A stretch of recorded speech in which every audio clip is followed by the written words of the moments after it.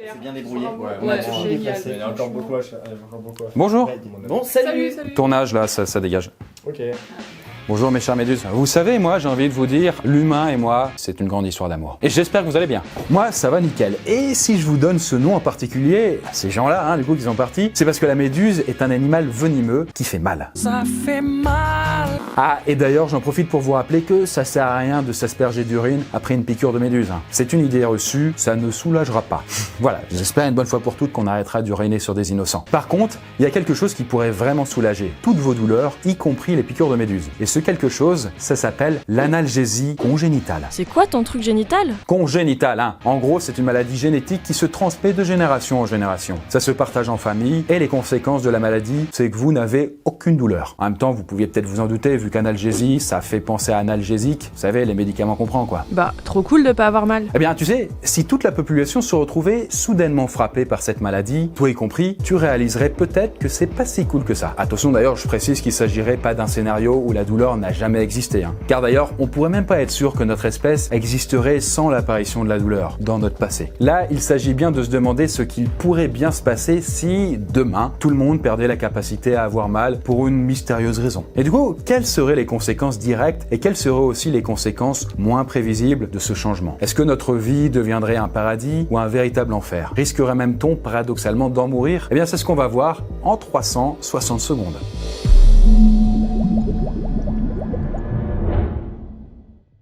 Voilà. Aujourd'hui commence une journée à peu près normale, à peu près comme les autres. Vous êtes en train de déjeuner, il y a votre mère qui commence déjà à vous parler, évidemment vous l'ignorez, mais elle insiste tellement que vous finissez par retirer vos écouteurs pour savoir ce qu'elle a d'aussi important à dire. Je crois que ton bras est cassé. Voilà. Vous demandez ce qu'elle raconte, mais effectivement, après vérification, votre bras n'a pas la même forme que d'habitude. Vous allez à l'hôpital et on vous confirme que vous avez une belle fracture du radius. Là, je suis désolé, je dois partir en gala de charité. Allez, ciao, keep it sweet. Bye.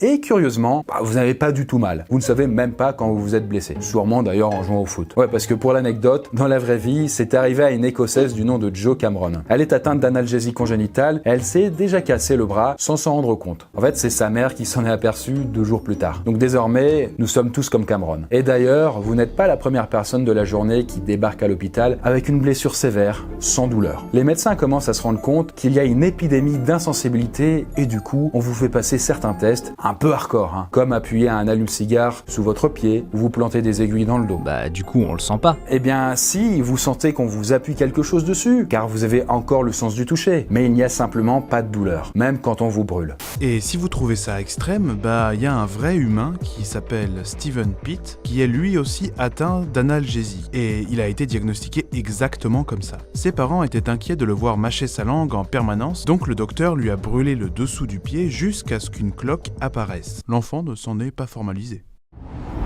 Cette fois, c'est donc sûr, vous êtes insensible à la douleur. Du coup, il va falloir faire attention à la cloque sous votre pied, si vous voulez pas finir comme un diabétique. Si je dis ça, c'est parce que le diabète peut diminuer la sensibilité, un peu comme l'analgésie. Et du coup, résultat, beaucoup de diabétiques finissent amputés. L'excès de sucre dans le sang, c'est pas une plaisanterie. Le sucre endommage des petits vaisseaux qui irriguent les nerfs et la moindre de vos petites blessures risque de passer inaperçue. Donc, ça devient potentiellement une plaie de plus en plus profonde, jusqu'à ce que ça atteigne l'os, que ça s'infecte et que ça gangrène. Et là, il n'y a plus d'autre choix que de couper. Et du coup, comme vous ne sentez absolument pas tout ça, puisque vous n'êtes plus sensible à la douleur, vous pourriez ne pas du tout le voir. Et donc, ça pourrait devenir très grave et être amputé, tout ça. Du coup, je vous déconseille aussi de marcher pieds nus. Parce que si vous vous plantez le pied, qu'il y a quelque chose qui vous rentre dedans, vous vous rendrez même pas compte. Vous pensez juste être chatouillé, quoi. Ça chatouille. Ah, ça chatouille. Donc globalement, il faudra protéger vos extrémités, comme vos mains, quand vous bricolerez. Bon, après, les mains, on peut plus facilement voir s'il y a un problème, mais bon, n'hésitez pas à observer vos pieds sous toutes les coutures. Et comment on fait quand on est malvoyant? Là, du coup, je vous déconseille d'être malvoyant, car ça va vraiment être la merde. Mais si vous l'êtes, il vous manque 2 signaux d'alarme. Là, peut-être que vous avez une énorme plaie dans le dos, ou un os cassé dans le pied, et vous ne pouvez vous en apercevoir qu'avec une autopalpation, ou alors grâce à une surveillance externe. Donc c'est très embêtant, quoi. N'empêche, c'est la merde, pour tout le monde, y compris compris les voyants. Imaginez juste que vous soyez en train de parler, appuyé contre une voiture en été. Une situation aussi banale que ça peut complètement vous brûler le bras si la voiture est égarée en plein soleil. Vous ne le sentiriez même pas. Et finalement, vous finiriez par vous rendre compte qu'il y a un pépin au niveau de votre bras au bout de plusieurs dizaines de secondes quand vous essaieriez de détacher votre bras de la carrosserie et que vous vous rendriez compte qu'une partie de votre peau y est restée collée. Ce qui, de surcroît, peut énerver le propriétaire de la voiture qui va vouloir vous en coller une. Non mais si je vais te déboîter, je vais t'en foutre un coup dans ta gueule de mort, que t'as dit. Et justement, est-ce que c'est pas un peu dangereux de s'engager dans une baston quand il n'y a pas de douleur pour dire stop? Eh bien la réponse est si. Il risque d'y avoir beaucoup de bagarres mortelles désormais. À part si on se bat contre un sadique. Ouais, c'est vrai que les sadiques aiment faire mal aux autres, donc à la limite, peut-être qu'ils ne verront plus trop l'intérêt de se battre si les victimes réagissent pas. Vous voyez ce que je veux dire? Comme vous ressentez pas la douleur, bah du coup le sadique il peut plus prendre plaisir. Et puisqu'on est sur le sadisme, là je suis aussi désolé pour leurs complices éternels, les masochistes. Parce que les meilleures choses ont une fin les gars. Vous pouvez ranger vos fouets, vos chaînes, vos pinces-tétons, vos bougies, vos électrodes. Chris, tu connais quand même vachement bien le sujet. Oui, les vidéos sont quand même très travaillées. En tout cas, finalement, votre vie sans douleur fait que vous devez tout anticiper, tout contrôler, et du coup, vous êtes un peu plus stressé, paradoxalement. Mais bon, heureusement, au bout de quelques mois, l'humanité commence à s'habituer à la situation. Et oui, pas mal de choses ont déjà eu le temps de changer. Déjà, les salariés doivent consulter la médecine du travail toutes les semaines, et même tous les jours dans certains secteurs à risque, comme le bâtiment. Par ailleurs, il y a plein d'innovations qui rendent notre environnement aseptisé. Par exemple, toutes les douches et robinets sont désormais équipés de thermostats pour qu'on ne risque pas de se brûler sans s'en rendre compte. Ouais, par exemple, c'est con, vous mettez l'eau brûlante et puis vous lavez et puis c'est qu'au bout d'un certain temps, vous voyez que vous avez des cloques partout.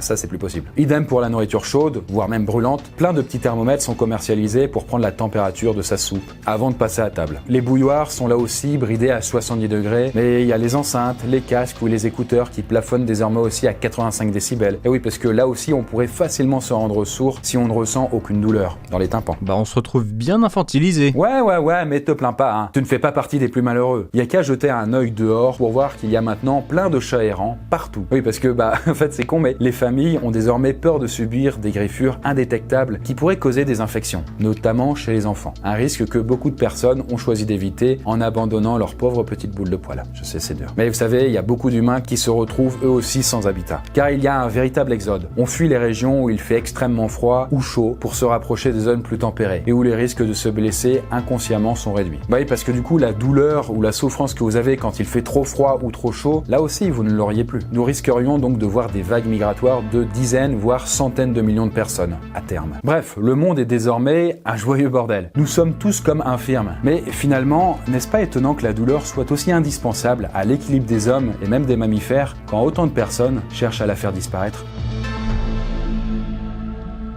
Bon, voilà, j'espère que vous avez apprécié cet épisode indolore. Bon, ceci dit, il y a peut-être 1 ou 2 points positifs dans l'affaire. Genre, on peut se passer d'anesthésie générale. Ouais, et encore, soigner quelqu'un qui a pas mal, ce sera la merde. Car déjà, il pourra pas dire où il a mal en premier lieu, et puis pas sûr que quelqu'un apprécie de se faire tripoter les viscères en étant conscient. Même si c'est pas douloureux, ça peut être désagréable. Voilà, chérissez vos mots, ils sont pas là pour rien, quoi. Du coup, je vous souhaite une bonne souffrance d'ici la prochaine vidéo. Bizarre comme phrase, mais voilà, à plus.